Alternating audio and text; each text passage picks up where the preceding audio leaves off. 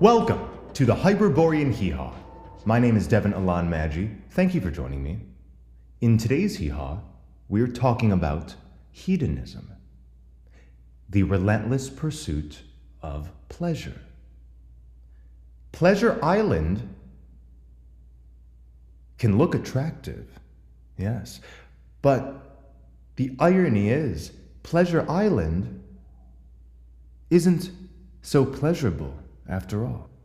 The hedonist assumes we're alive just to be merry, to feast, to fuck, to drink, to be inebriated, to chase after money or beauty.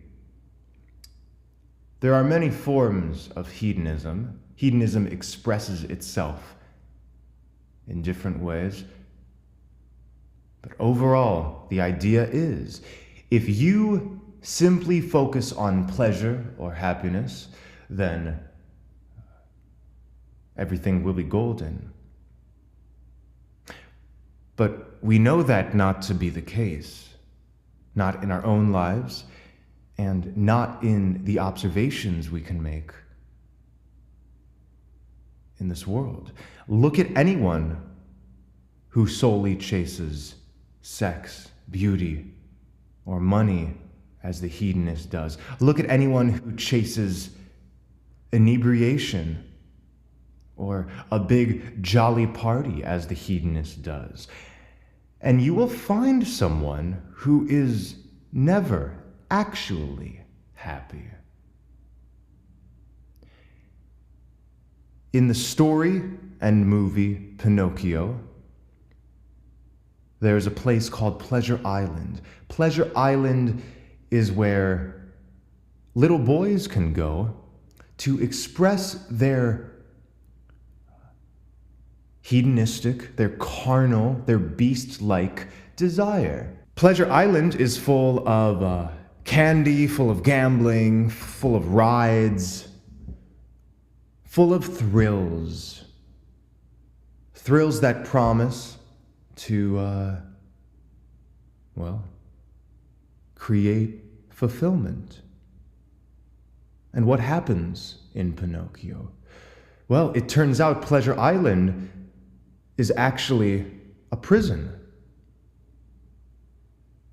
It's a prison, and it turns the boys who engage in these pleasures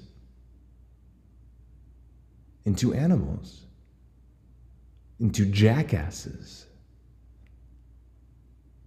This is a great metaphor for what happens to our consciousness when we are giving in to the carnality that hedonism tells us will lead to fulfillment. But carnal desire leads to beast-like consciousness.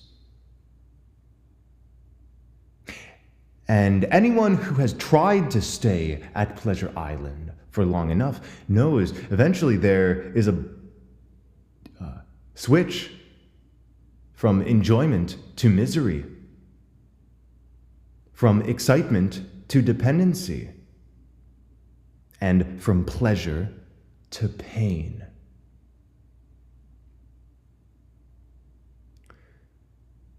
Hedonism states that if something is pleasurable, it's good. If not, then it's bad. But there's an issue here. What creates true joy, true aliveness, true centeredness in self is being the true self. And to be the true self, it is absolutely required to confront what is not immediately pleasurable. Pain is a great catalyst for growth. In fact, it is usually a greater catalyst for our growth than mere pleasure.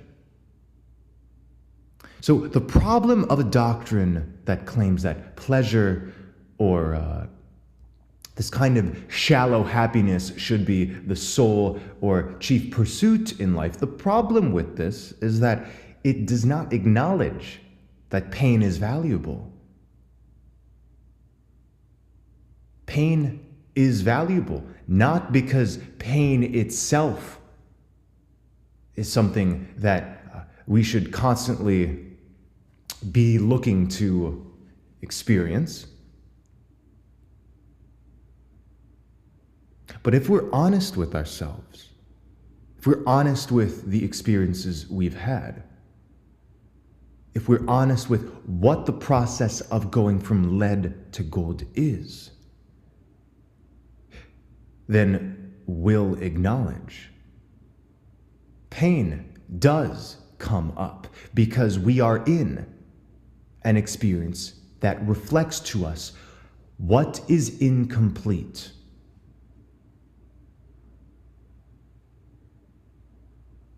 Pain is unavoidable. And Pleasure Island, again, becomes painful. What seems to be a world of liberation can quickly turn into a prison, a world of oppression, self-made oppression. Hedonism is the main attitude or doctrine that humans attach to in order to have fun. You know, we have this idea of let's have fun. Let's feast. Let's fuck. Let's drink and be merry. Let's get inebriated. Sure, we don't have to sleep. We don't have to take care of ourselves. What's the use in eating healthy? What's the use in exercising? What's the use in doing any kind of internal psychological work or analysis? What's the use in meditation? What's the use in self-discipline?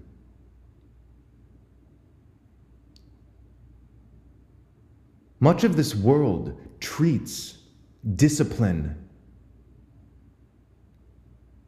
as a limiting construct.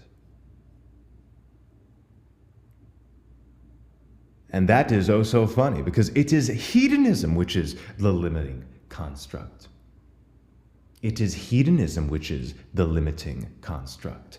And you know what? Hedonism makes people disgusting. It turns them into beasts. What does this do to the appearance? Well, it creates ugliness.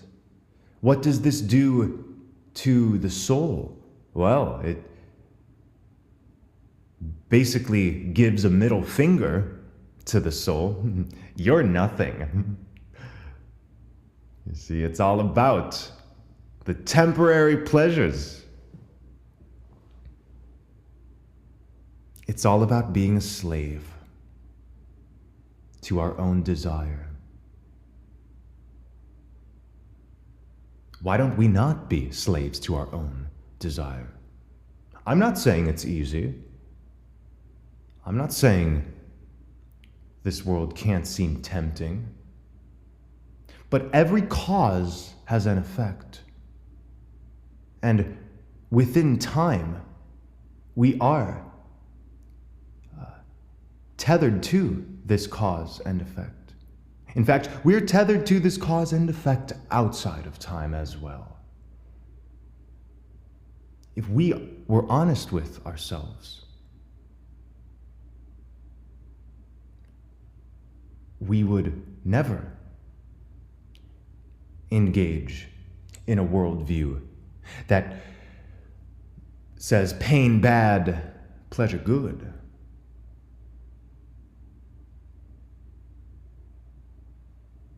When we only focus on what is pleasurable, when we don't confront what is painful, the monster inside grows. And he's not a monster, she's not a monster. It's just what you won't look at. Why won't we look at what is painful in our being, in our lives, in our memories or traumas even? That can be valuable. Why would we ever feel intimidated to look at these parts? It's because it's not comfortable. And if we are to be happy, hasn't this world told us to just go after what is comfortable or what seems to objectively be glamorous or exciting? In Futurama, it's a TV show, there's a character called Hedonism Bot, and the character is always reclining on a couch, being fed grapes, or having warm chocolate drizzled over his solid gold body. Now this might seem like a great life or a great existence, but where is the true struggle there? Where is the true pursuit? Where is the adventure?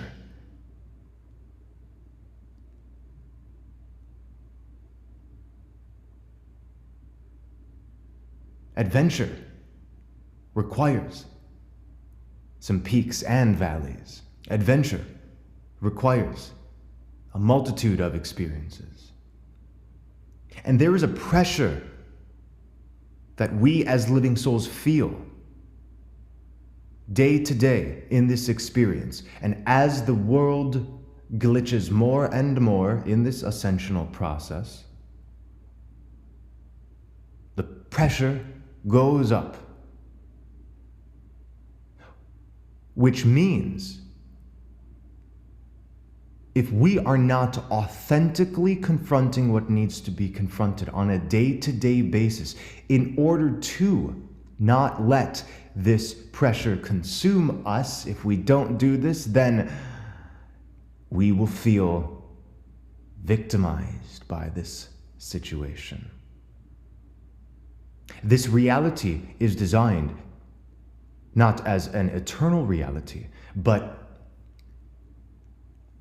as a temporary holding space. And this temporary holding space has to keep us on our toes, at the edge of our seats, which means we need to be paying attention. We need to be paying attention to what we're doing to our consciousness, to what our words are doing, to what our actions are manifesting. More than ever, it is crucial to pay attention to manifestation, to cause and effect.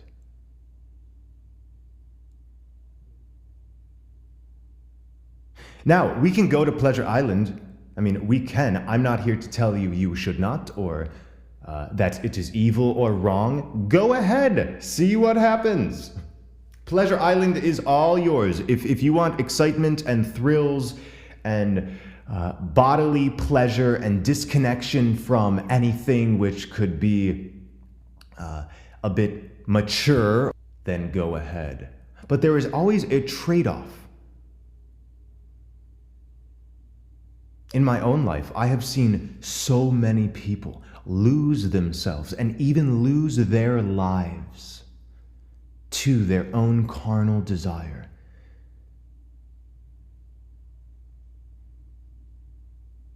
I saw his dead body.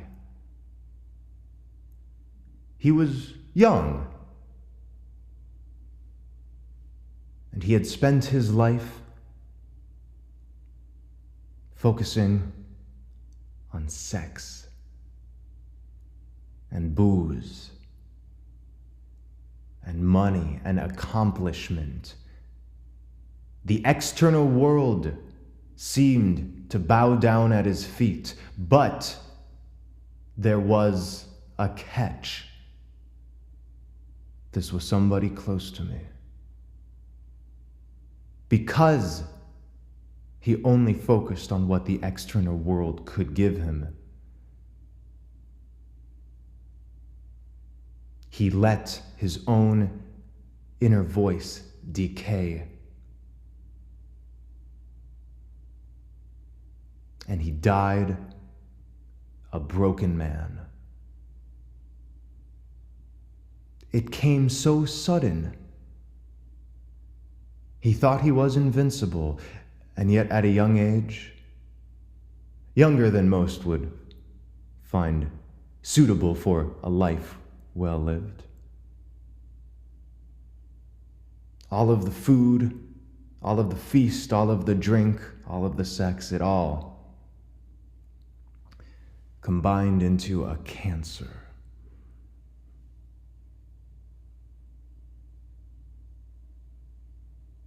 Anytime we think we're getting away with something, we're not. And if you're alone, you're not alone. The universe is right there watching.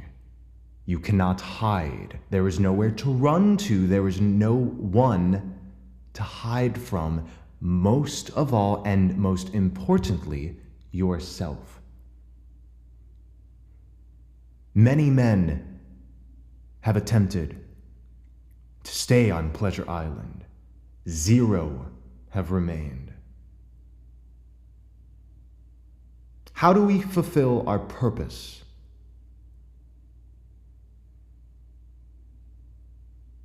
What is our purpose?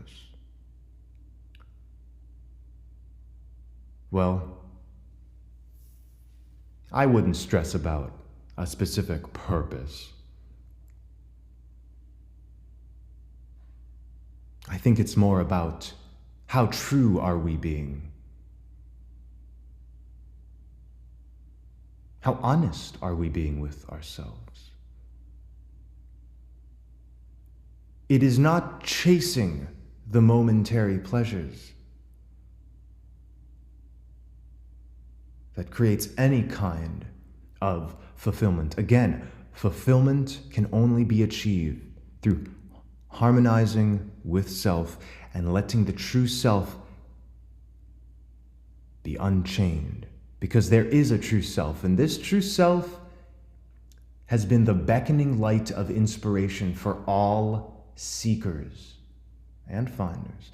Whether we know it or not, there is an inherent being inside of us. And this is not God, this is not Jesus or Krishna or any of these names. This is an unnameable force. And this unnameable force, we could say, knows without needing to think. There are no questions that the true self has in regards to what it is or what its place in the cosmos is. The true self, when experienced, feels like pure intuitive flow.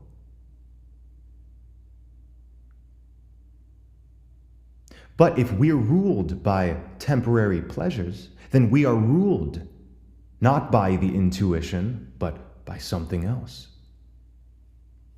We have this idea of demonic possession.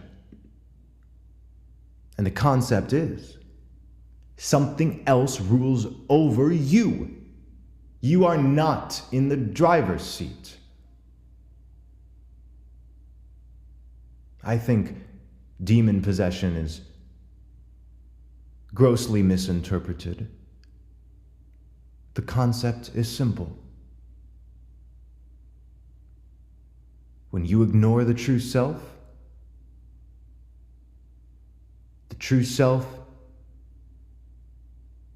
goes into hiding. And the inner child decides to become an inner beast, an inner tyrant, a masochist.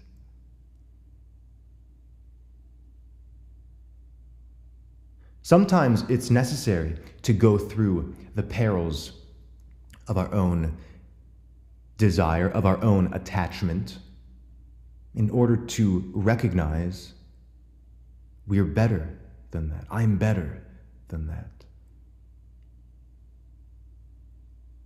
Sometimes it's necessary to be in the thralls of addiction, whatever that addiction is, in order to get to the other side, where there are no self-perpetuated lies. We are lying to ourselves when we think Pleasure Island will give anything but pain, ultimately. What happens if we don't pursue pleasure necessarily? What happens if we confront pain when it arises, but don't even pursue pain? What happens if we remain at the center of the above and the below, of heaven and hell? What happens when we choose to be absolutely unwavered and unmoved by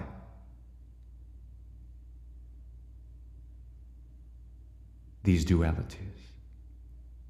We find an effortless wisdom that has always been there. We find an effortless fulfillment that is outside of the bounds of what we would call happiness or pleasure.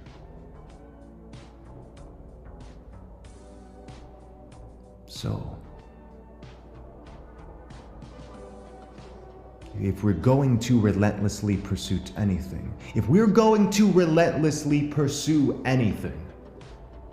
we may as well relentlessly pursue the truth. Why don't we pursue healing?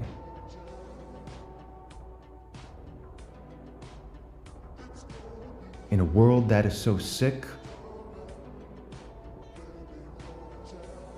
the answer is obvious. Heal. Thank you for joining us. This has been the Hyperborean HeeHaw. Keep up the great work.